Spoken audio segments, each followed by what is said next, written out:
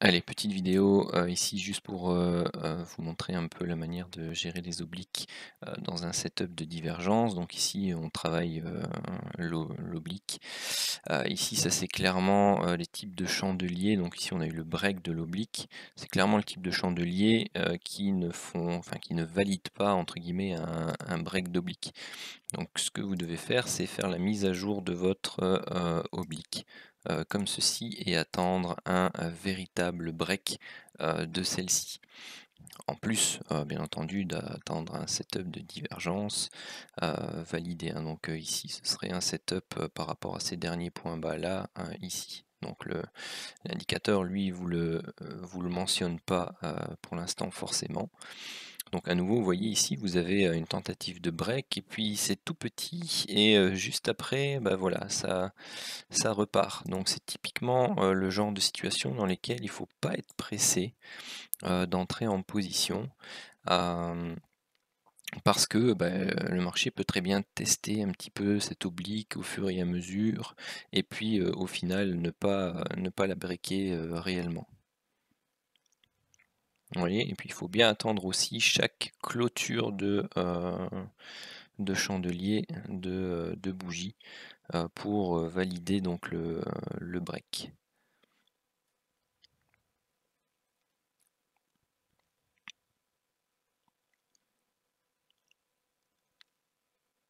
Donc vous voyez, hein, la clôture très importante. Donc ici on est en train de complètement changer d'oblique. Pour info, elle est partie. C'était même. C'était celle-ci que j'avais tracée en premier. Vous voyez, on a vu un petit break, hop, ça n'a pas pris, donc j'ai modifié, j'ai pris mon point là, je l'ai mis là. Pareil ici, là où on a pris la vidéo, c'était les deux petits chandeliers, donc vous m'avez vu la modifier en direct. Donc ça a été là, puis ça a été là, c'est venu là, et vous l'abaissez après éventuellement au dernier point significatif ici pour avoir quelque chose de plus représentatif. Hein. Vous voyez, on est venu de nouveau la tester, donc on travaille, on latéralise, c'est jamais très bon quand ça se passe comme ça.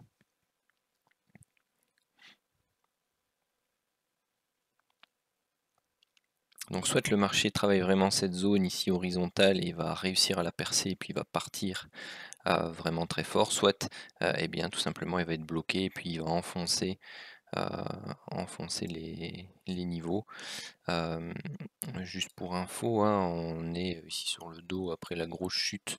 Donc le dernier point bas ici est à 21 240. Donc ce qui va être recherché aussi par les personnes, c'est une sorte de setup en double bottom sur cette zone. Donc là on est en plein milieu entre guillemets d'un gros range. Hein. Donc c'est aussi délicat d'intervenir sur cette zone pour tenter de reprendre un achat. Ça ressemble plutôt à une phase de latéralisation, éventuellement on refait un petit up avant de breaker et de repartir vers le bas. Donc il faut être prudent donc voilà, sur ce type de divergence ou de setup de divergence. Donc vous voyez que l'indicateur risque même ici de travailler un setup de divergence plus court terme, donc entre ces points-ci et le dernier plus bas qu'il est censé faire pour avoir une divergence. Donc à voir un peu comment ça va se passer.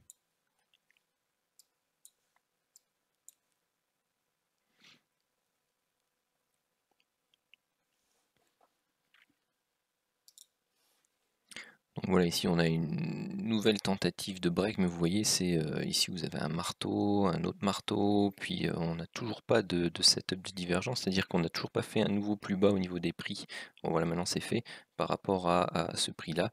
Donc c'est maintenant qu'il faut éventuellement être plus attentif, et donc on a de nouveau on va dire modifier notre ligne de tendance. Donc vous pouvez soit la laisser comme ça, soit la prendre ici. Donc maintenant à voir un peu ce que ça va donner. si on a le break ou pas. Après, analysez aussi un peu le reste, hein. Vous voyez que la ligne de tendance long terme qui s'était mise à plat recommence à prendre une courbe baissière. Donc ça, c'est pas un bon signe non plus. Ça veut dire que s'il doit y avoir un setup de divergence validé, il y a de fortes probabilités pour que ce soit juste un setup correctif qui ne va pas aller rechercher forcément l'objectif du setup 1, donc c'est-à-dire le contact avec la ligne de tendance long terme. Ce sera toujours beaucoup plus efficace quand on a une ligne de tendance long terme qui s'aplatit, qui se met à plat.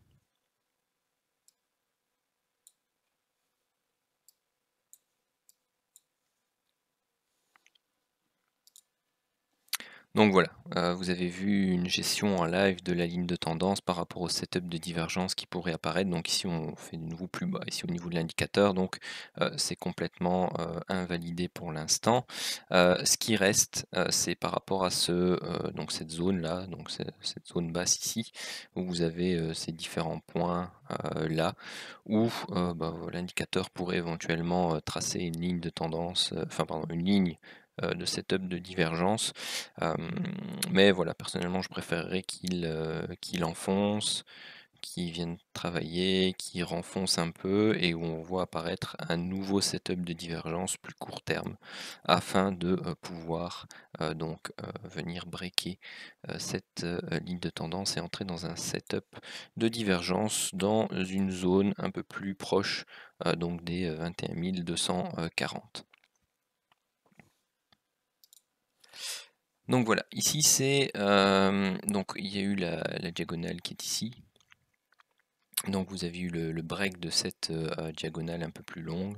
Vous n'avez pas franchement eu le break pour l'instant de celle-ci. Donc vous voyez, c'était un chandelier qui vient juste casser un doji d'hésitation. Et puis là, on avait encore la MM50, on va dire en barrage. Donc voilà, moi c'est typiquement, donc on n'est pas sur une zone, donc moi j'attends plus bas. Donc c'est typiquement le genre de break également que je ne vais pas être friand de prendre. Tout simplement parce que voilà, moi j'associe ça aussi avec mes zones de support. Et puis on est relativement loin parce que la validation, même si c'est ici, bon voilà, on est à plus de 100 points, quoi. C'est beaucoup. Donc le ratio, pour moi, enfin, il est trop éloigné. Donc entre 60 et 100 points, ok, ça va. Mais bon, après l'objectif est à 250, hein, mais voilà, moi je prends pas ce type d'alerte. Après ici, bon, on réintègre clairement avec le break de la même 50 la borne basse ici de cette zone de range. Donc c'est entre guillemets, c'est un setup. Hein, quand on vient breaker une zone de range, qu'on la réintègre, c'est un signe plutôt haussier ou de retournement haussier. Personnellement, je préfère du coup attendre une correction et d'avoir une autre type d'alerte pour pouvoir entrer donc dans le sens du setup de la divergence qui serait, on va plutôt prendre, vous voyez encore, hein, si c'est ce point-là, c'est limite, hein. Ce serait même plutôt avec ce point-là et celui-ci, et donc vous comparez ce point bas-là à ce point bas-là, comme ceci. Donc voilà. Bon, je vais peut-être encore laisser un peu, je vais voir un peu l'évolution, mais ce qui était important, c'était de voir surtout la gestion de la mise au point de l'oblique, de la diagonale qui chapeaute les prix, pour que vous puissiez voir comment faire en live, parce que c'est vrai que c'est pas forcément évident. Mais donc voilà un exemple. Donc voilà, quand je vous disais que j'aimais pas trop ce genre de configuration, enfin voilà, ça se confirme. Vous aviez eu ici une extraction, puis vous avez un break, un break dans le sens de la tendance principale de la MM50. Vous avez de nouveau un break, un nouveau break, et puis vous voyez qu'on on met les bases donc d'une nouvelle ligne de tendance baissière et on poursuit tout doucement à la baisse et on n'a pas de setup de divergence à l'horizon. Donc pour l'instant, tout simplement en attente. Bon, on a encore un peu de marge avant les 244, donc soixantaine de points. Voilà, on peut encore éventuellement faire un tout petit setup de divergence ici, éventuellement reprendre le point ici, mais celui-là, le point bas, il est vraiment là. Donc ça devient limite, faudrait pas descendre pour moi en dessous de ce niveau-là, pour le setup de divergence. Considérer celui-là, bon, il est beaucoup, beaucoup trop haut. On a eu bon, ça peut être considéré comme une mèche et une reprise, hein, mais sur des unités de temps supérieures. D'ailleurs, si on met le 15 minutes, voilà, c'est ça. Donc c'est une longue mèche. Bon. Il y a éventuellement un setup de divergence qui peut apparaître sur le M15 aussi, avec un nouveau plus bas. Donc les deux sont à surveiller tout doucement. Alors ici à nouveau, donc on a fait le break de cette diagonale-ci, mais on n'a pas de setup de divergence pour l'instant. En plus, on a toujours cette zone qui fait résistance, on a l'oblique précédente qui est ici.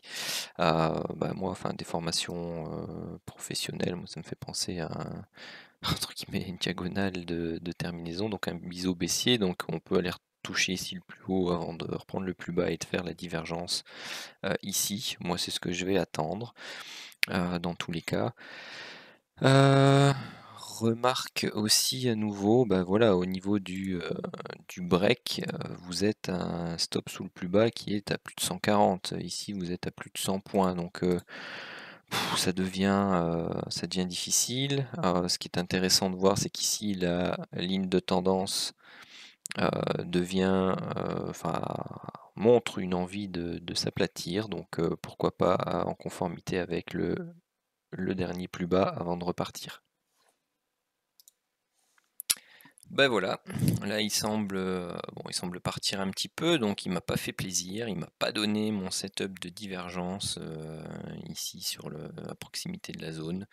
C'est bien dommage parce que il y a du potentiel à retracer à la hausse. Maintenant on se retrouve de nouveau en plein milieu de la zone. Dommage, dommage. Bon voilà, je vais clôturer la vidéo ici. Donc c'était une vidéo qui à la base était faite vraiment pour le travail des diagonales lorsque on était dans des zones potentielles de divergence en zone de survente. Donc je pense qu'elle a rempli son office, et vous voyez qu'au final, eh bien tout simplement on ne prend pas de trade, tout simplement parce qu'on n'a pas obtenu de setup qui conviennent. Tout simplement. Éventuellement, celui-là, certaines personnes auraient pu rentrer dedans. Je vous ai expliqué les raisons pour lesquelles moi je ne l'aurais pas fait, enfin pourquoi je ne l'ai pas fait d'ailleurs en live. Ça donnait un bon 80 points, donc voilà, c'était éventuellement au pire une prise de une prise de TP partielle pour certains, ou un BE pour d'autres. Voilà, sur ce, je vais continuer à surveiller, hein. Maintenant, l'objectif c'est d'avoir un setup de divergence baissier sur cette zone ou un peu plus haut pour bien tout simplement reprendre une position dans le sens de la tendance principale qui était fortement baissière. Donc ici on aura un double niveau. Voilà. Donc voilà, maintenant c'est aller rechercher donc cette zone-ci, donc 21 925, plus ou moins 22 000. Bon voilà, j'ai travaillé ici donc il est parti, il a fait son pullback, il a donné le setup de divergence ici, il a breaké fortement ici la ligne de tendance, donc voilà, je l'ai pris, je me suis mis à BE assez rapidement pour pas me faire allumer sur une reprise baissière. Et donc là maintenant c'est de la gestion, on laisse, si ça doit partir, ça doit partir, si ça part pas, eh bien tant pis. Voilà, on dirait qu'il a envie d'aller venir chercher mon BE. hein, comme il a l'habitude de faire. Je disais aussi dans la dernière vidéo et finalement il est parti, mais je vous assure que la plupart du temps il vient me chercher avant de repartir à fond les balais dans l'autre sens. Mais je préfère me protéger, plutôt que, voilà, être, mal pris après.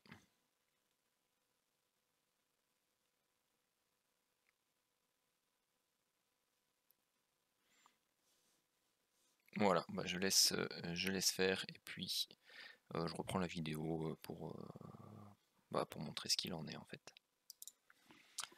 Bon voilà, c'est dommage, mais hop, voilà la raison pour laquelle, il est important de se protéger, surtout dans des marchés comme, ceux-ci. Vous voyez qu'il a buté ici sur, la MM50, qui était baissière, donc il a fait des bougies d'hésitation. Donc dans ces cas-là, c'est clair, faut pas hésiter à se mettre à BE. Maintenant, bah, on attend le setup suivant, hein, tout simplement. S'il peut le faire ici sur l'oblique basse, bah voilà, c'est encore mieux.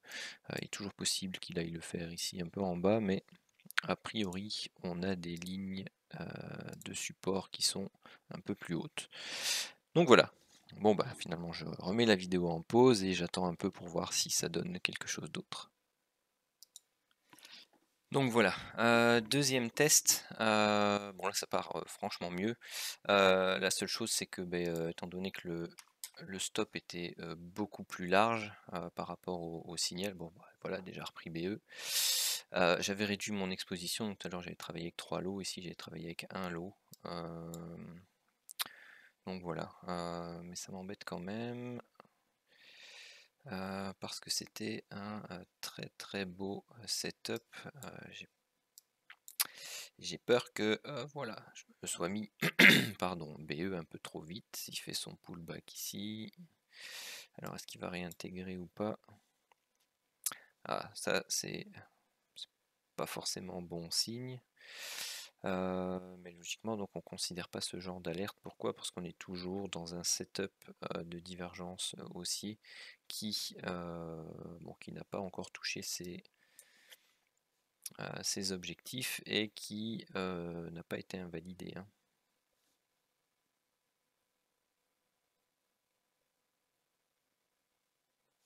Bon voilà, j'ai mis BE trop vite. Donc voilà, donc dans ce genre de situation, bah, c'est clair, il faut travailler sa psychologie. J'ai très, très, très envie de rentrer dedans parce que je suis frustré d'avoir, mis à BE trop vite et d'être, laissé sur le carreau, mais c'est comme ça. Parce que le potentiel est quand même, d'aller rechercher ici les 21 750, donc voilà. Donc là, bah oui, il a fait le pullback, classique et puis il est reparti. Donc c'est ça tout l'enjeu, hein, faire le choix de se protéger, plus ou moins assez rapidement et être laissé sur le carreau comme maintenant. Ou, et bien tout simplement prendre le risque et d'attendre un peu plus longtemps. Bon bah voilà, l'entrée elle était... Ouais, je ne sais plus exactement, je me suis fait sortir là, donc l'entrée elle était plus ou moins quelque part par ici. Bon bah c'est rageant de louper 200 points et très certainement 300, hein, voire un peu plus. Ok, bon bah il n'y a plus qu'à attendre l'alerte suivante.